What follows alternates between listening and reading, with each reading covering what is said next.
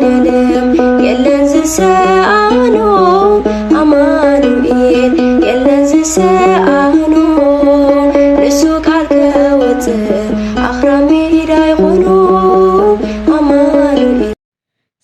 ሰላም ናይ ብርሃን ዩቲዩብ ቻናል ተኸታተልቲ ኣሕዋተይ ከመይ ትቕንዩ ድሓን ዲኹም? ኣነ ሰላም እየ እግዚኣብሔር ይመስገን። ከምቲ ሰላም ዘለኽዎ ሰላም ክትኾን ድማ በዓልቲ ሙሉእ ተስፋ እየ። እሽኒ ነዛ ቻነለይ ሓደሽቲ ንዝኾንኩም ሳብስክራይብ እናገበርኩም ቤተሰብ ይኩን ኢኹም። ቤተሰብ ንዝኾንኩም ድማ ከምቲ ትፈልጥዎ ብላይክ ጀሚርኩም እትዋኹም ኣይፈለየን ኣሕዋተይ። ኣነ ፀሬትኹም ኣብ ኮመንቲ ኣቕምጡለይኹም ኣነ ድማ ኮመንት ኣንቢበ ካብ ጌጋይ ክመሃር ስለልደሊ ማለት እዩ። እሺ ሎማዓንቲ ኸዓኒ መሃሪት እያ ዝበልክዋ ሓንቲ ሓፃር ተግሳፅ ናይ ኣቦና እውን ንኩላትና ትጠቅም ስለ ዝኾነት እየ ማለት እዩ። ሕፀር ዝበለት ሒዘልኩም ቀሪበ ኣለኹ ንኣከብለኩም እየ ሓቢርኩም ንተኸታተሉ ቪድዮ ድማ ሳብ መጨረሻ ሪኢኹም ኮመንቶም ትለይኹም ክለኩም ይደሊ ናወከብለኩም ሓቢርኩም ንተኸታተሉ። ኣቦን ጓልን እዮም ዘጨንቕ ዘይብለይ ብተደጋጋሚ እየ ዝጨናነቕ። ጓሎም የቕሬታ ኣቦይ ከም ድፍረት ደኣ ኣይተወፀረለይ እምበር ሓንቲ ሕቶ ዶ ክሓተኩም በለቶም። እቶም ኣቦ ድማ ሕራይ እዛ ጓለይ ዝኽእሎ ይኹነ እምበር ከም ፈቓደ እግዚኣብሔር ክምልሰልኪ ድልው እየ በልዋ።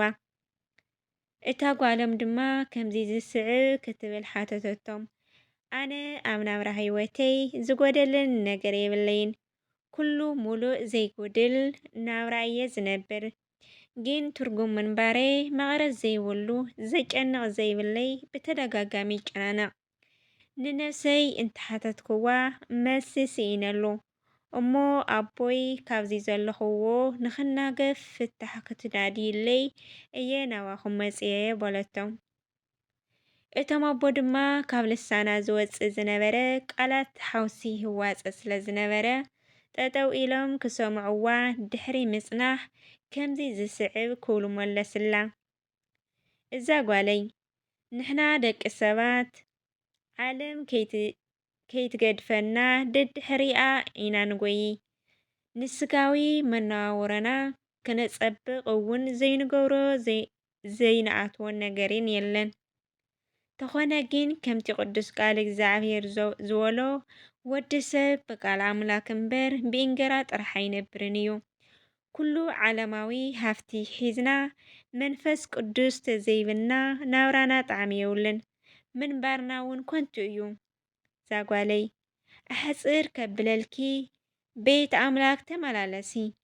ዝበዝሓና ደቂ ሰባት ቤት ኣምላክ ምምልላስ ከም እስርቤት ንቆፅሮ ውሕዳት ኣይኮናን። እዚ ግን ካብ ዘይምፍላጥና እዩ።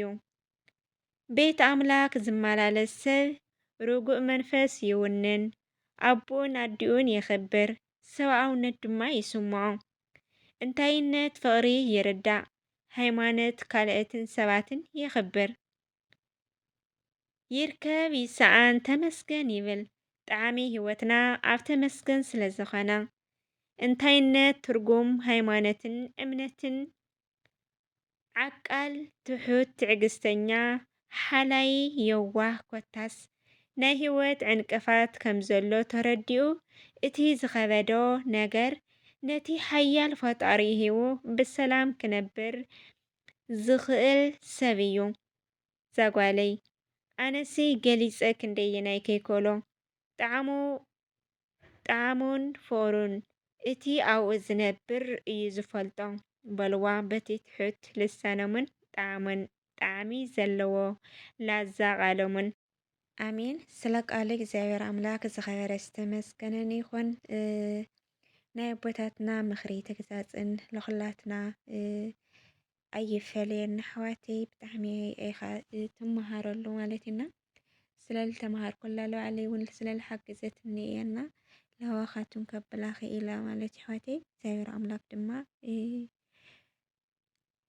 መቸምሲ ደቂ ሰባት ኩሉ ወየ ኢና ተረኸብና እውን ጭንቀት ተሳእና እውን ጭንቀት ግን ትለዓቢ ጥዒና ስለልኾነ እግዚኣብሔር ኣምላክ ብልለካ ብልሃበካ ተመስገን ኢልካ ምስ እግዚኣብሔር ኣምላክ ምንባር ልመስልዎ ጣዕሚ የለይ ማለት እዩ። ግን ካብ ባዕሊ ጀሚሩ በቃ ረኸብና ሰኣና ጥዕና ከለና እናምረርና ኢና ንበክሎ ማለት እዩ። ሓደ መዓልቲ ብልቢ ተመስገን ኢልና የንፈልጥ እግዚኣብሔር ይቕረ ይበለና ብቻ እንዴ ብቻ ካብ ባዕሊ ስለ ልሪኦ ኣለኹ እየ ብጣዕሚ እንትን ልወቅስ ልባዕሊ ተመይሰ ማለት ኢና زحفتنا دم هم دل سمع خنا أيخن ملء لي يقدل إيوت لهالوا ناورا لهالوا أنا نورت لهالي نقرقين أي تستمع أوريني راتركم من برا تجانا نغني رامالتنا